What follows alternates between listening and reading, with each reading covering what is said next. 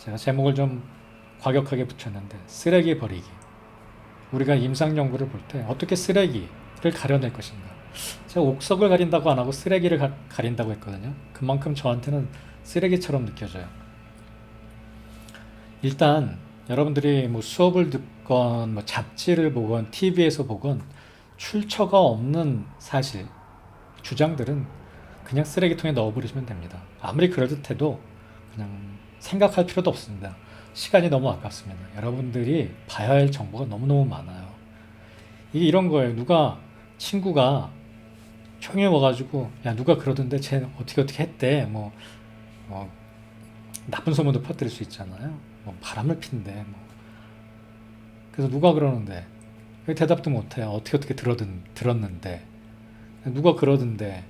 이런 친구는 안 사귀어야 돼요. 근거 없는 얘기를 하는 거죠. 똑같습니다. 연구 논문도.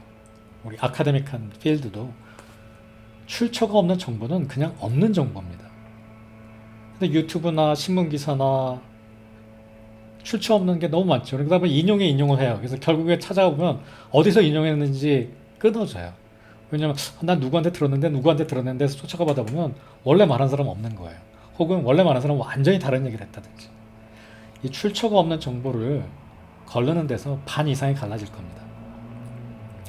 제가 늘 연구 방법이 여러분 생활 속에 밀착되어 있다는 게 여러분들 유튜브, 신문기사 맨날 보잖아요. TV도 보고. 그래서 저도 못해 강의 자료 하나 들어도 가능하면 출처를 모두 다 남겨드리거든요. 그러면 여러분들이 제 말이 맞나? 이 근거가 올바른 근거인가? 찾아볼 수 있단 말이에요. 그래서 출처의 중요성은 너무나 중요하고요.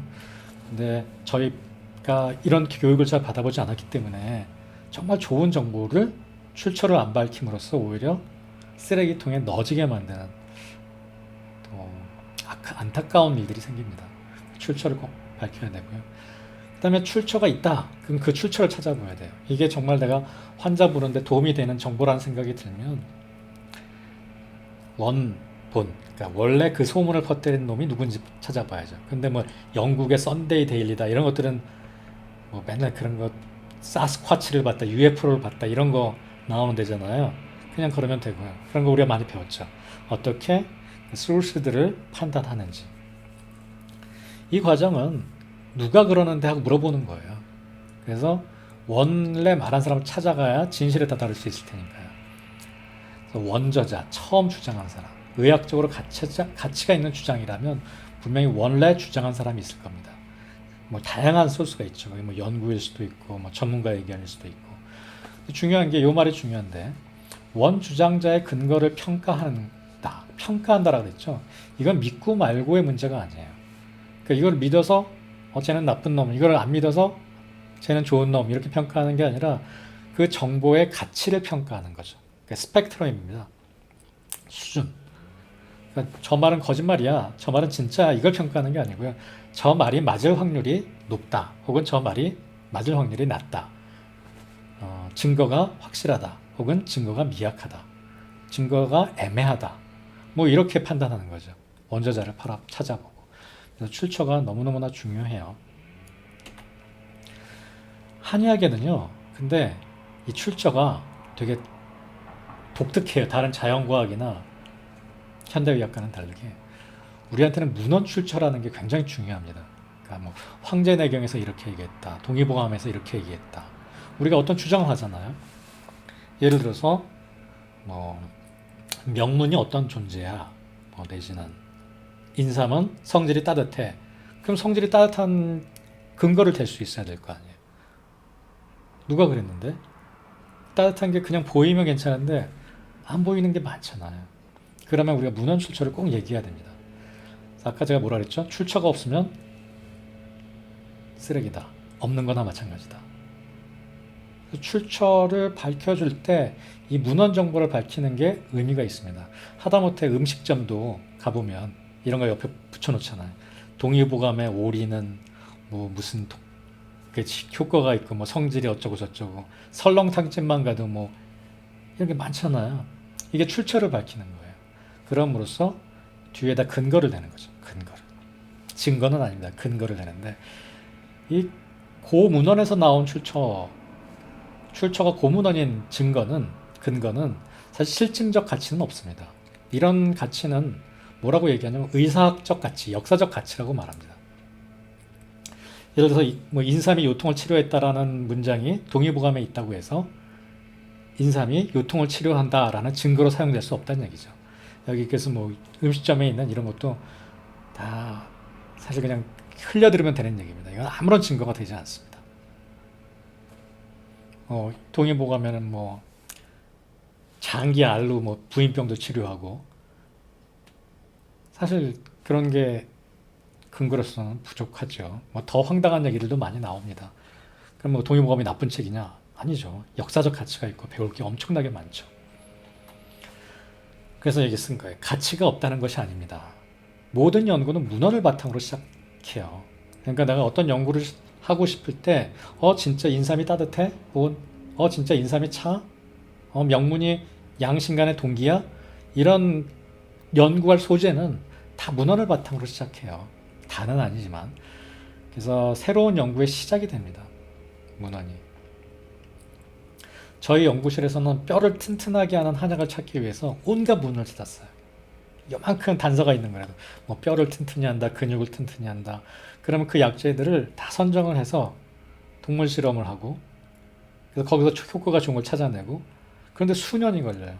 그 다음에 이건 정말 효과 있다 싶은 건 또 사람한테 실험을 하고 그것도 한 번 하나요? 계속 실험을 몇 개월 거쳐서 다시 하고 하지만 그 시작은 다 문헌이에요.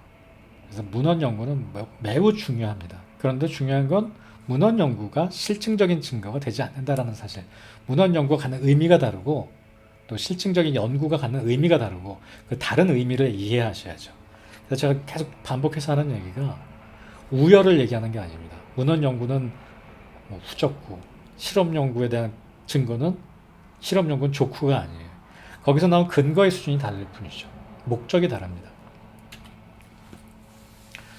임상 논문이라면 문헌 연구가 아니라 우리가 한 학기 동안 열심히 배운 그 증거의 수준에 따라 평가하면 돼.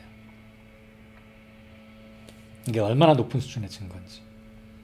그걸 잘 몰라서라든지 혹은 뭐 고의적이라든지 잘못된 정도로 정보로 환자를 미혹시키면 제가 윤리적으로 문제가 있는 거라 그러잖아요. 이런 신문 기사들 이버맥틴이 코로나 바이러스를 죽였다. 이런 건 다 미혹시키는 기사입니다.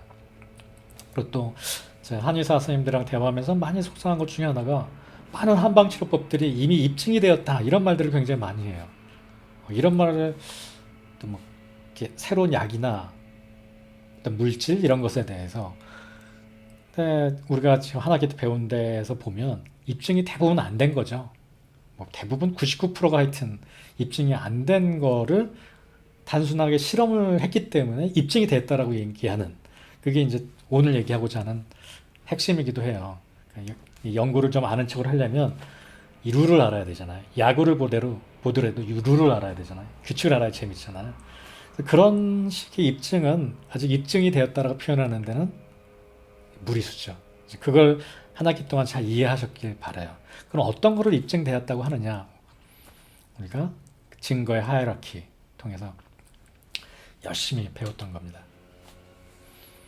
그래서 많은 쏟아지는 정보들을 우리가 연구방법론 수업을 통해서 평가할 수 있어야 됩니다. 코로나 바이러스 효과적인 한방치료? 정말 효과적인가? 그렇다면 증거의 수준은 얼마나 된가? 제가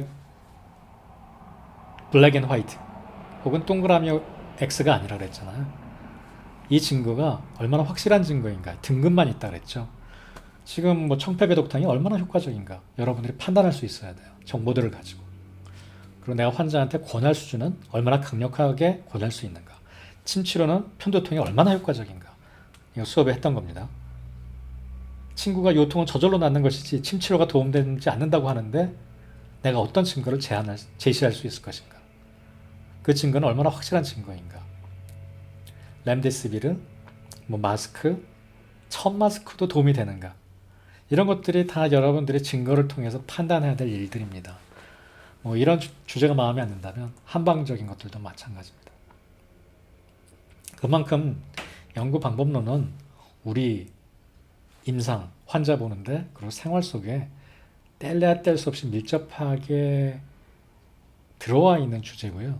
이 주제를 잘 이해 못하면 신문기사도 잘못 해석하고 또 잘못 이렇게 이용당합니다.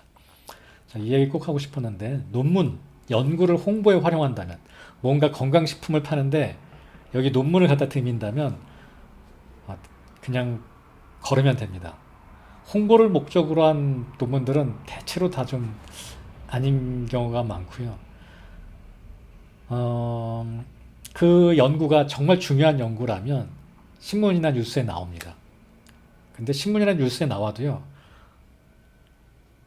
별로 아닌 게 되게 많아요. 뭐 우리나라의 뭐 연구팀이 뭐 어떻게 뭐 했다, 뭐 발표했다. 신문이나 뉴스에 나와도 별로인 것들이 많은데 그 물건을 파는 사람이 제시하는 연구는 정말 그 가치가 매우 떨어지는 경우가 많습니다. 제가 블랙 앤 화이트 매너로 얘기 안 할게요. 가치가 굉장히 낮아 있는. 예를 들어서 이런 거죠. 여기 보면 실험을 했어요. 성장 호르몬 분비량을 비교했어요. 여러분들이 좋아하잖아요. 이렇게 객관적인 지표. 뭐 키가 얼마나 컸느냐가 아니라 성장 호르몬 분비량이. 그랬더니 50%나 증가했대요. 엄청나게 많은 양이잖아요. 그럼 키에도 영향을 주겠죠. 한국 발달 발육 학회지. 학회지도 굉장히 전문성 있어 보이고. 제가 이 연구가 잘못되는지 잘 되는지를 말씀드리는 건 아니고요.